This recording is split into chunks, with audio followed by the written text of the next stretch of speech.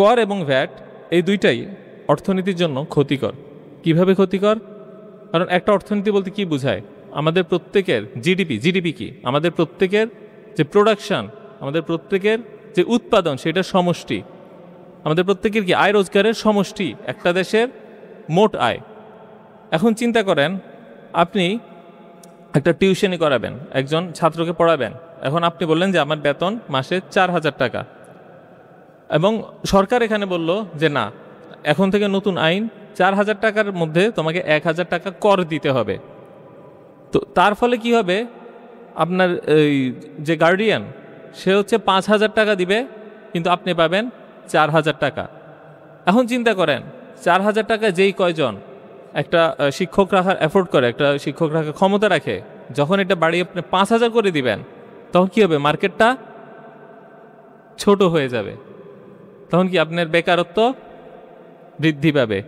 মনে করেন যে আপনি তেল কিনতে গেলেন, এখন বাজারে তেলের দাম হচ্ছে 100 টাকা, কিন্তু সরকার বলল না, আমাকে 15% ভ্যাট দিতে হবে, আয়ের উপর 25% ট্যাক্স দিতে হবে। তো সব মিলিয়ে দেখা গেল 130 টাকা হয়ে গেছে। তো তেলের দাম যখন 130 টাকা হয়, তখন যে বিক্রেতা, সে কি আগের সমান বিক্রি করতে পারে? আর যে ক্রেতা, সে কি আগের সমান ভোগ করতে পারে? কিন্তু এই ট্যাক্সটা যদি না থাকতো, আপনি আরও কি বেশি ভোগ করতে পারতেন, বেশি কেনাকাটা করতে পারতেন। আর যে বিক্রেতা, সে আরও বেশি বিক্রি করতে পারত, দুইজনেই লাভবান হতো। যখন আমি ট্যাক্স এবং ভ্যাটটা বসাই দিলাম, দুইজনেই হলো কি ক্ষতিগ্রস্ত। বুঝে গেল? এবং আমরা যদি ক্ষতিগ্রস্ত হই, অর্থনীতি কি আমাদের সকলের সমষ্টি, তাহলে অর্থনীতিও হবে কি? এই টাকাটা সরকারের কাছে যায়, তো সরকার তো লাভবান হচ্ছে। আমি একটু ক্ষতিগ্রস্ত হলাম, বিক্রেতা একটু ক্ষতিগ্রস্ত হলো, সরকার তো লাভবান হচ্ছে। তাহলে এই লাভের টাকাটা যদি সরকার আমাদের জন্য খাটায়, তাহলে তো আমরাও লাভবান হলাম। সুতরাং কোনো ক্ষতি হলো না, উপকার ক্ষতি কাটাকাটি সব সমানে সমান, নাকি? এখানেই ভুলটা, না ঠিক না। চিন্তা করেন, আপনার যেই টাকাটা তুললো, সেই টাকাটা কি আমরা ভোগ করতে পারি? কেন না? কারণ আমি ধরলাম যে দেশে কোনো দুর্নীতি নেই, তাহলে কি সমান হবে? যে ধরা যাক আমি একটা ইসলাম ব্যবস্থা আনলাম, এখানে সব মানুষ সাহাবী হয়ে গেছে, কিন্তু এই ব্যবস্থাটা চললো, তাহলে যদি 30,000 কোটি টাকা কর উঠে, 30,000 কোটি টাকা কি আমাদের জন্য ব্যয় করা হবে? না। কেন না? কারণ কর তুলতে কি আছে? খরচ। এরপরে আপনি যদি কর না দেন, আপনাকে পিটানোর জন্য আছে কি? পুলিশ। আপনাকে আদালতে নিয়ে রায় দেওয়ার জন্য আছে কে? জাজ। জাজের বেতন, পুলিশের বেতন, কর সংগ্রাহকের বেতন সব হবে কার টাকায়? তাদের অফিসের খরচ হবে কার টাকায়? গাড়ি খরচ, পেনশন।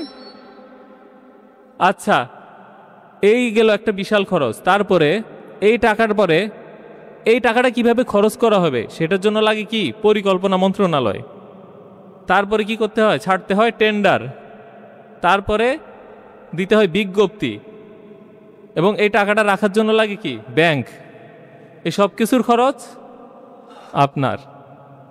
তারপরে যেই অংশটা বাকি থাকে, শুধু সেই অংশ চাইলে সে খরচ করতে পারে, চাইলে সেই টাকা দিয়ে আপনাকে গুলিও করতে পারে,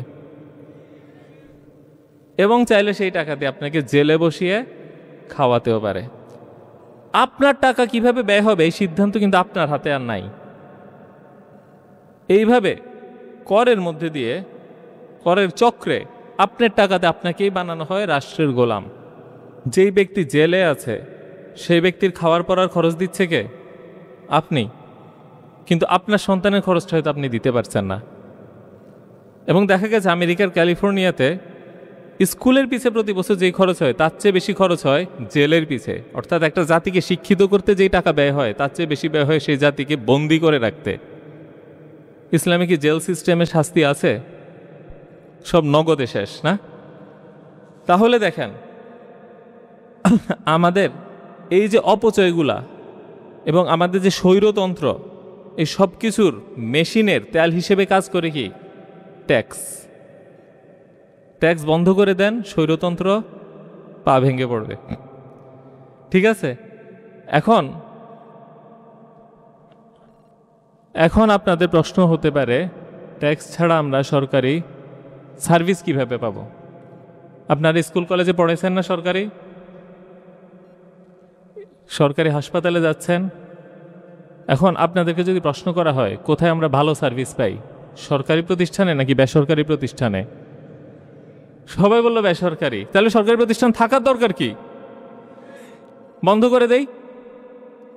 তারপরে এগুলো থাকা দরকার কেন? যদি আমি নিম্নমানের সার্ভিস পাই, তো পৃথিবীতে নিম্নমানের সার্ভিস থাকা কেন প্রয়োজন? বন্ধ করে দিব? থাকা প্রয়োজন, কারণ গরিব কই যাবে নাকি? মানে আমরা তো এখানে ফ্রিতে চিকিৎসা দিচ্ছি, ফ্রিতে পড়াচ্ছি, গরিবের একটা উপকার হচ্ছে। আমি যদি বলি এটা বন্ধ করে, আপনাদের প্রশ্ন হচ্ছে গরিব কই যাবে? তাছাড়া তার কোনো সমস্যা নাই। আচ্ছা, এখন আমি প্রথমে আগে এইটা বলি যে সরকারি প্রতিষ্ঠানের তুলনায় বেসরকারি প্রতিষ্ঠানের সার্ভিস ভালো। এটা কি পৃথিবীর সব দেশেই? হ্যাঁ, সব দেশেই। কেন? কারণ সরকারের কোনো প্রতিদ্বন্দ্বী নাই। ধরা যাক আপনি সার্ভিস খারাপ দিলেন একটা প্রতিষ্ঠানে, কাস্টমার আসলো না, আপনি ব্যবসা লস হয়ে কি সমস্ত মূলধন শেষ। আপনি তো এখানে বাঁচা মরার লড়াই করতে হয় ব্যবসা প্রতিষ্ঠান হিসেবে। কিন্তু সরকারি প্রতিষ্ঠান যদি খারাপ সার্ভিস দেয়, তার কি মূলধন হারানোর কোনো ভয় আছে? আবার মনে করেন আপনি একজন খুব ভালো তরুণ উদ্যোক্তা, আপনার মাথায় খুব ভালো একটা আইডিয়া এসেছে, এটা দিয়ে আপনি চাইলে ভালো সার্ভিস দিয়ে একটা সুন্দর পণ্য উৎপাদন করে আপনি অনেক বড় ব্যবসা করতে পারেন। কিন্তু আপনি একটা সরকারি কর্মকর্তা, আপনি যদি ওই সার্ভিসটা দেন, প্রোডাক্টটা নেন, ব্যবসা করতে চান, তাহলে কিন্তু আপনি পারবেন না। ফলে আপনার যে উদ্ভাবনী চেতনা, আপনার যে সৃজনশীলতা, সেটা সরকারি প্রতিষ্ঠান কাজে লাগাতে পারে না, বরং সে চাকরি ছেড়ে নিজের ব্যবসা শুরু করে। সেই জন্য উদ্ভাবনে, সৃজনশীলতায় এবং সার্ভিস কোয়ালিটিতে বেসরকারি প্রতিষ্ঠান সবসময় কি সরকারি থেকে এগিয়ে থাকে, এবং এটা কি সারা পৃথিবীতেই। এখানেই হচ্ছে সমাজতন্ত্র সাথে মুক্তবাজার অর্থনীতির তফাৎ। সমাজতন্ত্র বলেছে না সরকার সব কিছু করবে, মুক্তবাজার বলেছে না ব্যক্তিও প্রতিষ্ঠান করবে। শেষ পর্যন্ত সারা বিশ্ব দেখল মুক্তবাজার অর্থনীতি সমাজতন্ত্রকে জয় করেছে। ইসলামের অর্থব্যবস্থা কোনটা? এটার উত্তর একটু পরে দিচ্ছি। আচ্ছা, সরকারি সার্ভিস যদি বন্ধ করে দেই, আমি বলছি গরিব কই যাবে? আবার একটু আগে বলেছি ইসলামী দৃষ্টিতে কর, ভ্যাট, খাজনা কি মুসলিমের সম্পত্তির উপর কর, ভ্যাট, খাজনা আরোপ করা নিষিদ্ধ, জুলুম। রাসূল সাল্লাল্লাহু আলাইহি সাল্লাম কি কর, ভ্যাট, ট্যাক্স নিয়েছে? খাজনা তুলেছিল কি? জাকাত। জাকাত কার হক? হয়ে গেল সমাধান। গরিব কই যাবে? জাকাত নিবে। গরিব ভালো সার্ভিসই পাবে, টাকা নাই, নাও জাকাত। তাহলে এই যে বললাম একটু আগে, সরকারি প্রতিষ্ঠানে এত ভর্তুকি দিচ্ছে, ঢাকা বিশ্ববিদ্যালয়ে প্রায় 100 কোটির উপরে, বুয়েটে, তারপরে মেরিটাইম ইউনিভার্সিটি, প্রত্যেকটি ইউনিভার্সিটিতে সর্বনিম্ন দেখেছি প্রায় জনপ্রতি 1.5 লক্ষ টাকা। এই পুরা খরচটা আমাদের দরকার নাই। কেউ যদি অসমর্থ হয় তাকে কি করব? বৃত্তি দিব জাকাতের টাকা দিয়ে। হয়ে গেছে সমাধান। তাহলে আমরা যদি ইসলামকে চাই, তাহলে আমরা কি বলতে পারি? সরকার নিজে ব্যবসা করবে এই চিন্তাটা বাদ দিয়ে ব্যক্তির হাতে তুলে দাও, আর কোনো ব্যক্তি যদি দরিদ্র হয় তার হাতে জাকাত তুলে দাও, আর আমাদের সম্পত্তির উপর কোনো কর নিও না। এটা কি বর্তমানে চাইলে পারি না? বর্তমানে যদি আমি এটা করি, আজকে যদি এটা করি, আগামীকালকে থেকে আপনারা আরো ভালো সার্ভিস পাবেন। যে দরিদ্র সে সরকারিতে হাসপাতালে না গিয়ে আরো ভালো জায়গায় যাবে, জাকাত পাবে। তাহলে দরিদ্র মানুষ কি আরো ভালো সার্ভিস পাবে। যে ধনী সে কি খুশি হবে? কেন খুশি হবে না? তার তো করেই নাই। কর কত পার্সেন্ট? 32%। আর জাকাত কত পার্সেন্ট? ধনী কেন খুশি হবে না? ধনীও খুশি, গরিবও খুশি, মধ্যবিত্ত কি খুশি না? কেন না? আপনি তো আয় করবেন বেশি, কর দিতে হবে না, আর আপনার ব্যয় হবে কম, জিনিসপত্রের দাম কমে যাবে, তা আপনি খুশি না? সবাই তো খুশি। এইটাই তো ইসলাম, এটা মানুষকে বুঝান। বলার দরকার নেই তো গলা কাটতে হবে, হাত কাটতে হবে, পা কাটতে হবে, আপনি জাস্ট বুঝান, আপনার জীবন আরো সুন্দর হয়ে গেছে তো শেষ। কনফিডেন্স না হতে কোনো কারণ নাই। কোরআনের আয়াতে কি আছে সুদ নিয়ে? দেখেন এতক্ষণ কিন্তু সুদের আলোচনাই আনি নাই, তারপরে আপনারা খুশি। আর একটু খুশি করি নাকি? এবার ব্যবসায়ীদেরকে আরো খুশি করি। ব্যবসায়ী বলে আচ্ছা ঠিক আছে 32,000 2.5% করলেন, আর একটু খুশি করা যায় না? অবশ্যই যায়। কোরআনে যখন সুদের আয়াত নাজিল হয়েছে, কোরআনে কি বলা আছে? তোমরা আর সুদ নিও না, অতীতে যা নিছো তা তো নিছই, এখন থেকে ঋণের উপর আর সুদ নিও না, বরং যে মূলধনটা আছে সেইটাই শুধু ফেরত নাও। তাহলে ব্যবসায়ীদেরকে কি বলবো? যত ঋণ আছে তার উপর আজকে থেকে আর কোনো সুদ নাই। ব্যবসা করেন কি? হাত তোলেন। কলিজা ঠান্ডা হয়ে যাচ্ছে নাকি? আজকে থেকে আর কোনো সুদ নাই। তুমি কিস্তিতে ঋণ পরিশোধ করে দাও, অথবা তুমি যদি বলো কি যে না আমার হাতে টাকা নাই, ব্যাংকে বলো আপনি বিজনেস পার্টনার হয়ে যান, ব্যাংক হয়ে যাবে নিজেই ব্যবসায়ী, সমাজে কোনো সুদই তো থাকবে না। বাহ, সুদমুক্ত সমাজ। ব্যবসায়ীদের আর কি সুদের নেশা, সুদের চাপ নিতেই লাগবে না, আরামে ব্যবসা করো। আরেকটু খুশি করতে হয় নাকি? আরও খুশি করবেন? আচ্ছা ঠিক আছে, আরও খুশি করি। দেখেন, সরকার যদি ব্যবসায়ী হয়, আমরা কি কোনো ব্যবসা করতে পারবো? যেমন কমিউনিজমে, সমাজতন্ত্রে সরকার বলল সকল হাসপাতাল আমার, সকল শিক্ষা প্রতিষ্ঠান আমার, সকল স্টিল ফ্যাক্টরি আমার, সকল গাড়ির ফ্যাক্টরি আমার। তো আমরা কি করব? সবাই চাকরি। আমরা সবাই কি করব? তো আমাদের বেতন হইতে পারে, আয় হইতে পারে সর্বোচ্চ কত? মাসে 1.5 লাখ টাকা। এটা আমাদের কি লিমিট? কিন্তু যদি বলে গাড়ির factory, steel factory, school, college, হাসপাতাল সব কিছুই তোমাদের হাতে দিলাম, আমরা প্রত্যেকটা খাতে কি করতে পারবো? ব্যবসা করতে পারবো। আমরা চিনির কল কি সরকারের হবে নাকি আমাদের? আমরা কি হবে? উদ্যোক্তা তৈরি হবে। পাটকল কি হবে? সরকারের নাকি আমাদের? তেলের ইম্পোর্টার কে হবে? সরকার নাকি আমরা? এতগুলা ব্যবসা করে ব্যবসার লাভটা পাবে কে? ব্যবসার ক্ষেত্র কি হবে? আরো নতুন নতুন ব্যবসার ক্ষেত্র উন্মুক্ত হবে। আমরা সবাই ব্যবসা করে অর্থনৈতিকভাবে সমৃদ্ধ হতে পারবো। তাহলে আপনি বলেন, সমাজতন্ত্র আমাদেরকে অর্থনৈতিক সমৃদ্ধ হওয়ার সুযোগ বেশি দেয় নাকি ইসলাম? পুঁজিবাদের প্রতি মানুষের আকর্ষণটা কোন জায়গায় জানেন? সমাজতন্ত্র মানুষকে ধনী হওয়ার কোনো সুযোগ দেয় না। পুঁজিবাদ এসে বলল তুমি তোমার ব্যবসা নিজে করো। ইসলাম ঠিক একই কথাই বলেছে। তাহলে কয়ভাবে খুশি করলাম? ব্যবসা ক্ষেত্র অবারিত সুযোগ, ট্যাক্স, ভ্যাট, খাজনা, সুদ, সব ব্যবসায়ী খুশি। এবার কর্মচারীদের খুশি করি। কর্মচারীদের আয়কর, দোকানে জিনিসপত্র কিনতে গেলে ভ্যাট, গরিবের যদি পকেটে টাকা না থাকে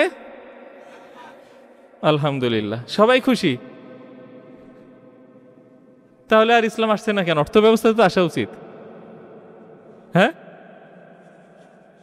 সরকারের কি হবে? রাস্তাঘাট কিভাবে তৈরি হবে? পোর্ট কে নির্মাণ করবে? এয়ারপোর্ট কে নির্মাণ করবে? এই প্রশ্নগুলো এখন হচ্ছে কি যে প্রশ্ন, সুদখোররা কেমনে চলবে? সুদখোরে চিন্তা করতে লাগবে না, সুদখোর ব্যবসায়ী হয়ে যাবে। আপনি ইসলামী আইন দিলেন না, ইসলামী সমাজ দিলেন না, জাকাত দিলেন না, আর একজনকে বললে সুদখোর, তোমাকে শেষ করতে চাই না, এটা হয় না। আপনাদেরকে একটা গল্প বলি। আমার সাইকেল একবার চুরি হয়ে যায়। চুরি হয়ে যাওয়ার পর আমার খুব মন খারাপ। তার কিছুদিন পর আরেকটা সাইকেল চোরকে ধরা পড়ে। মানে আমার লাইব্রেরিতে পড়তাম, সাইকেল চোর ধরা পড়ে। তো তখন মানুষ ইচ্ছে মতন তারে পিটলো, কিন্তু আমার মনে হচ্ছে যেন আরও একটু বেশি শাস্তি দিলে ভালো হতো, কারণ আমার তো মনে ক্ষোভ।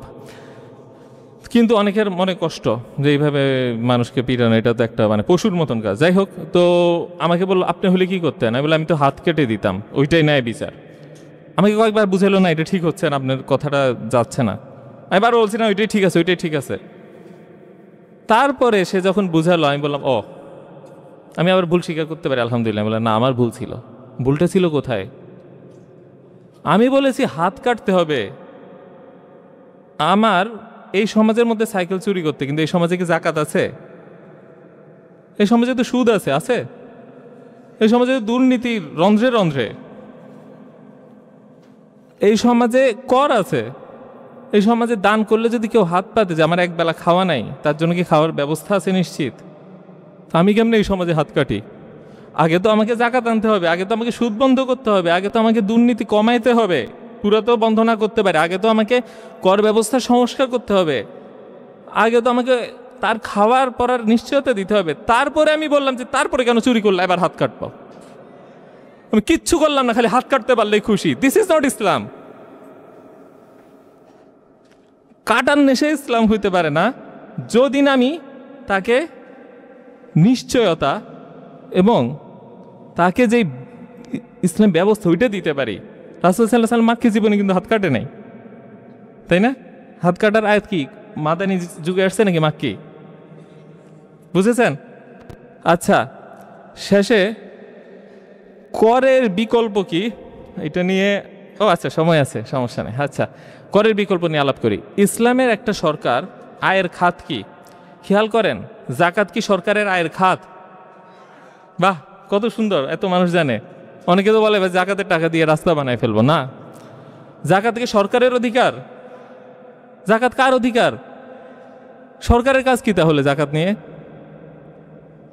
সরকারের কাজ নিশ্চিত করা, গরিব তার হক বুঝে পাচ্ছে। রাষ্ট্রের কাজ কিন্তু হক নিশ্চিত করা। এবং এই যে আমি বললাম যে প্রাইভেট সেক্টরের হাতে আপনার ইয়েগুলো চলে যাবে, ব্যবসাগুলো যাবে, তারা যদি আমাদেরকে জিম্মি করে তাহলে বাজার যেন উন্মুক্ত থাকে এবং কাস্টমার যেন ক্ষতিগ্রস্ত না হয়। কাস্টমারের হক নিশ্চিত করার দায়িত্ব কার? সরকারের। জাকাত নিশ্চিত করার দায়িত্ব কার? সুদ বন্ধ করার দায়িত্ব কার? সরকারের কাজ কিন্তু ব্যবসা করা না। সরকারের কাজ কি নিশ্চিত করা? হক। হকটা নিশ্চিত করে তার কাজ। কোনো রাজা দেখবেন না যে ব্যবসা করতেছে, যে রাজাও মিষ্টির দোকান দিয়ে মানে মিষ্টির দোকানে সে কম্পিট করতেছে, না, এটা হয় না। এইখানেই হচ্ছে কি যে আমাদের ব্যবস্থা, এই জিনিসটা কি মনে থাকবে? তাহলে আপনি বলতে পারেন যে সরকার কিভাবে চলবে? সরকারের আয়ের খাত কি ইসলামে? ইসলামে সরকারের আয়ের খাতগুলো কি আপনারা জানেন? আচ্ছা, আপনি যদি মুসলিম না হন সেই ক্ষেত্রে কি আপনি জাকাত দিবেন? তাহলে তো অমুসলিম হইলে ভালো। মানে সবাই বলবে মুসলিম হয়ে ব্যবসা করতে পারি, অমুসলিম হয়ে ব্যবসা করতে পারি, মুসলিম হইলেও সুদ নেই, অমুসলিম হইলেও সুদ নাই, কিন্তু মুসলিম হলে জাকাত আছে, অমুসলিম হলে জাকাত নেই, আমি সবাই অমুসলিম হয়ে যাব। এই জন্যে আছে কি অমুসলিমের উপর আরেক ধরনের কর। কি কি? জিজিয়া আর একজন বলছে খারাজ। জিজিয়া কি? মাথা পিছু কর। মাথা পিছু কর, ট্যাক্স তো অবশ্যই মাথা পিছু কর। ধরা যাক এখানে হচ্ছে কি যে 500 জন, তো জন প্রতি যতজন ব্যক্তি ততজনের কর, এটা হচ্ছে কি জিজিয়া। আর খারাজ কি? ভূমি কর, খাজনা। এই দুইটা থাকতে হবে। এই দুইটা যদি না থাকে সব মুসলিম ব্যবসায়ীরা কি বলবে? অনেক কিছু দিছো বুঝলাম, কিন্তু কাফে তো আরো বেশি পাই আমি ওইটা। সুতরাং এই দুইটার মধ্যে দিয়ে কি যেই করটা উঠে সেইটা কিন্তু আবার দরিদ্রের হক না। রাষ্ট্র চাইলে সেইটা দিয়ে কি অন্যান্য ব্যবস্থা করতে পারে। তাহলে কি বোঝা গেল রাষ্ট্রের আয়ের একটা খাত। আরেকটা খাত কি? খনিজ সম্পদ। খনিজ সম্পদের একটা অংশ কি রাষ্ট্র রাখতে পারে, তাই তো? এবার রাষ্ট্রের নিজস্ব খাস সম্পদ যেটা, সেটার আয় কি কে পাবে? আপনি, আমি? কে পাবে? রাষ্ট্র। সেটা দিয়ে কি হবে? রাষ্ট্রীয় ব্যয় হবে। আরেকটা খাত যে আপনি বলতে পারেন আচ্ছা ধরা যাক একটা দেশে সবাই মুসলিম হয়ে গেল, জিজিয়ার খারাজ তো বন্ধ হয়ে গেল, তারা কি করবে? তারা এক্সপানশন করবে, নতুন জায়গা দখল করবে, আর ওখানে যুদ্ধের মধ্যে দিয়ে যে মাল আসে সেই মালের একটা অংশ রাষ্ট্র রাখবে, আর নতুন এলাকা দিয়ে দখল করবে, সেই এলাকার মধ্যে যারা কাফের থাকবে তারা জিজিয়ার খারাজ দিবে। সুতরাং ইসলামী রাষ্ট্রকে চালাইতে হলে সেটাকে এক্সপান্ডিং হইতে হবে। আপনি যদি নিজে না ছড়ান অন্যই আপনার উপর ছড়াবে। পৃথিবীটা তো এমন যে আপনারা সবাই বলবেন আমি মারবো, আর আমি বলবো আমি শান্ত থাকবো, আমি মারা যাব। নিয়ম হচ্ছে দুইজনের লড়াইটা চলবে, লড়াইয়ের মধ্যে যে জিতে তার দিকেই পৃথিবী ঝুঁকবে, তাই না? রাসূল সাল্লাল্লাহু আলাইহি ওয়াসাল্লাম কিন্তু মক্কা জয়ের পর বলেন নাই এবার আমি শান্তি চাই, পৃথিবীর সব যুদ্ধ বন্ধ, শেষ, আমরা এতটুকুর মধ্যেই শান্তিকে বসে থাকি। উনি কিন্তু ছড়াইছে, পরে সাহাবীরাও ছড়াইছে। এইটার মধ্যে দিয়ে কি আমাদের নতুন আয় নিশ্চিত হবে, ঠিক আছে? এখন এই আয়টা দিয়ে কি সমস্ত উন্নয়ন সম্ভব না? বর্তমানে যেহেতু বেশি টাকা তোলে, আমরা কিন্তু অত বেশি টাকা তখনও পাবো না। সেই জন্য আমরা কি করব, রাষ্ট্রীয় খাতগুলা বেসরকারীকরণ করব। বুঝে গেছে? বেসরকারীকরণের উপায় ফলাফলে কি কি উপকৃত হব? একটা হচ্ছে আমরা সবাই ব্যবসা করতে পারবো, আর আরেকটা হচ্ছে অপচয় কম হবে। কেন? কারণ আমি যে বললাম এই খাজনাটা তুলে খরচ করতে বাজনাতে কি বিশাল অংশ ব্যয় হয়ে যায়, এবং আপনার টাকা দিয়ে আপনার উপর ক্ষমতা বিস্তার লাভ হয়। তাহলে আমরা যদি নিজেরা নিজেদের সমাধানগুলো করতে পারি তাহলে কি হয়? উপকৃত কে হয় সবচেয়ে বেশি? আমরাই। এখন এইখানে ডিটেলে এই মুহূর্তে যাব না, বরং আমি জাকাত কত শক্তিশালী একটা মাধ্যম সেটা বলে আলোচনা শেষ করব। আপনারা চিন্তা করেন, বর্তমানে আমরা পৃথিবীতে যে আলোচনাগুলো দেখি কল্যাণ অর্থনীতি, হ্যাঁ আমি কিন্তু সমাজতন্ত্র পুঁজিবাদ দুইটাই কাভার করেছি। এখন আমি কল্যাণ অর্থনীতির দিকে একটু যাব। কল্যাণ অর্থনীতি কি? বর্তমানে অনেক ইসলামী দল কল্যাণ অর্থনীতি নিয়ে কথা বলছে। আচ্ছা, কল্যাণ অর্থনীতি নিয়ে কথা বলছে কেমন? হ্যাঁ, আচ্ছা আপনারা আজকে অনেক আলোচনা শুনলেন, আলোচনা শুনতে ঝিমানি আসছে, বোরিং লাগছে? বাবা, আমি তো ভয় পেয়ে যাচ্ছি। আচ্ছা ঠিক আছে, কল্যাণ অর্থনীতিটা কি? বর্তমানে কিন্তু দেখবেন যে বর্তমানে ইসলামী দলগুলো কিন্তু কল্যাণ অর্থনীতি নিয়ে কথা বলছে। হ্যাঁ, অন্য রাজনীতি পৃথিবীতে কল্যাণ অর্থনীতি চলছে। কল্যাণ অর্থনীতি কি? আমরা কি ওটা চাই? ইসলাম কি কল্যাণ অর্থনীতি? কেন না? আচ্ছা, কল্যাণ অর্থনীতি কি ওইটা আগে জানি। হ্যাঁ না কেন, ওইটার উত্তর আমি শিখব। কল্যাণ অর্থনীতি হচ্ছে ধনীদের উপর কর আরোপ করে দরিদ্রদের জন্য বিস্তৃত সুযোগ সুবিধা নিশ্চিত করা। যেমন আমি যেখানে পড়াশোনা করেছি নরওয়ে, সেখানে কি কল্যাণ অর্থনীতি আছে, যেখানে করের হার বাংলাদেশের চেয়ে আরও বেশি এবং দরিদ্রদের জন্য সুযোগ সুবিধা আরও বেশি। কিন্তু কল্যাণ অর্থনীতির মূল যে লক্ষ্য সেটা হচ্ছে কি সম্পদের বৈষম্য নিরসন এবং ধনী দরিদ্রের মধ্যে কি বৈষম্য নিরসন করে কি ক্ষুধামুক্ত একটা বিশ্ব দেওয়া, দারিদ্র্যমুক্ত একটা বিশ্ব দেওয়া। সেই কাজটাই ইসলাম করেছে, কিন্তু করের মধ্যে দিয়ে না, করের মধ্যে দিয়ে যে অপচয় হয় সেটার মধ্যে দিয়ে না, বরং জাকাতের মধ্যে দিয়ে। এবং দারিদ্র্য সৃষ্টি এবং বৈষম্যের ইঞ্জিন কি? দেখেন, এই ধরনের আলোচনা মসজিদে গত 10 বছরে আমি শুনি নাই। সেই জন্য আপনারাও অবাক হচ্ছেন যে বৈষম্য তৈরির এবং দারিদ্র্য তৈরির ইঞ্জিন কি? অর্থনীতির মধ্যে যদি কোনো কিছু থাকে, মেশিন যেটা দারিদ্র্য তৈরি করে, ধনী দরিদ্রের বৈষম্য বৃদ্ধি করে, সেটা কি? সুদ। সুদ। জাকাতের উল্টা হচ্ছে সুদ। কেন? জাকাত হচ্ছে আমার যেহেতু সম্পদ আছে সেখান থেকে একটা অংশ গরিবকে দিতে হবে। জাকাত অস্বীকারী কি? আমার যা সম্পদ আছে তা আমি নিজের কাছে রেখে দিব। আর সুদ হচ্ছে কি? আমার যেহেতু সম্পদ আছে তুমি আমাকে আরো সম্পদ বাড়াই দিতে থাকবা। তাই জাকাতের বিপরীত শব্দ কি? জাকাত ধনী দরিদ্রের বৈষম্য কমায়, আর সুদ এই তো। এখন কল্যাণ অর্থনীতির সমস্যা হচ্ছে সে ধনী দরিদ্রের বৈষম্যের ইঞ্জিনটা চালু রেখেছে, এবার বলছে ধনীকে ট্যাক্স দিয়ে গরিবকে দাও। দুইভাবে জুলুম হচ্ছে। এখন ইসলাম কিভাবে কল্যাণ নিশ্চিত করবে? দেখেন একটা জিনিস, কল্যাণ অর্থনীতি যে ইয়েটা, যে আমরা কি ক্ষুধামুক্ত একটা বিশ্ব পাবো, দারিদ্র মুক্ত পাবো। এই যে জাকাত, জাকাত কি শুধু স্বর্ণগয়নার উপরে? কিসের উপরে? সোনা গয়না আর টাকা, ফসল, ব্যবসা সম্পত্তি। কোন সম্পত্তি? তরল সম্পত্তি, যেটা কেনা বেচা হচ্ছে, স্থায়ী সম্পত্তি না আবার। হ্যাঁ, তাহলে চিন্তা করেন, আমি যদি দেখি ফসলের উপর জাকাত কত শতাংশ? 10 অথবা 5। আপনি যদি নিজে ইয়ে করেন, বৃষ্টির পানিতে করেন, তাহলে 10%, নিজে সেচ দিলে 5%। আচ্ছা, এখন বাংলাদেশে মোট কি পরিমাণ ফসল উৎপন্ন হয় জানেন আপনারা? বাংলাদেশে শুধুমাত্র চাল, গম ও ভুট্টা 467 লক্ষ মেট্রিক টন উৎপন্ন হয়। এর মধ্যে অর্ধেক সম্পত্তি যদি আমি ধরি জাকাতযোগ্য, তার 5% হয় 11.7 লক্ষ টন শুধু চাল গম আর ভুট্টা, এতে কি জাকাতে চলে যাবে? এখন আপনি সারা সপ্তাহে কয় কেজি চাল খান? 2 কেজি। আচ্ছা ধরলাম 2 কেজি, তাহলে 1 বছরে আপনার চাল লাগে প্রায় 100 কেজি। তাহলে 1 টন চাল লাগে কত? 10 জন ব্যক্তির।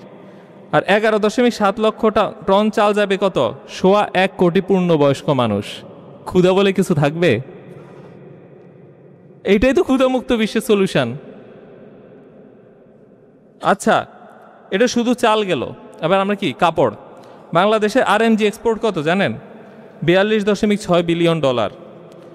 এর 10 ভাগের 1 ভাগ যদি আমি বলি ইনভেন্টরিতে বা গুদামজাত হয় 10 ভাগের 1 ভাগ, তাহলেও আমরা দেখলাম 1215 কোটি টাকার জাকাত আসে। এখন একটা কাপড়ের দাম যদি 200 টাকা হয়, আমার 6 কোটি পিস কাপড় হয়, অর্থাৎ 2 কোটি মানুষকে 3টা কাপড় 1 বছরে আমি দিতে পারবো। এই পরিমাণ জাকাত হয়তো বাংলাদেশের আছে। একটা মানুষকে পুরান জামা পরবে রাস্তায়? সুযোগ তো নাই। প্রতি বছর 3টা জামা চলে আসছে। 2 কোটি মানুষের লাগবেও না, তার চেয়ে বেশি মানুষ নিজে কাপড় আরও কিনতে পারবে, তাই না? এবং একইভাবে চিন্তা করেন বাংলাদেশের ব্যাংকগুলোতে কত টাকা আছে। শুধুমাত্র ইসলামী ব্যাংকে ডিপোজিট হচ্ছে 1 লক্ষ কোটি টাকা।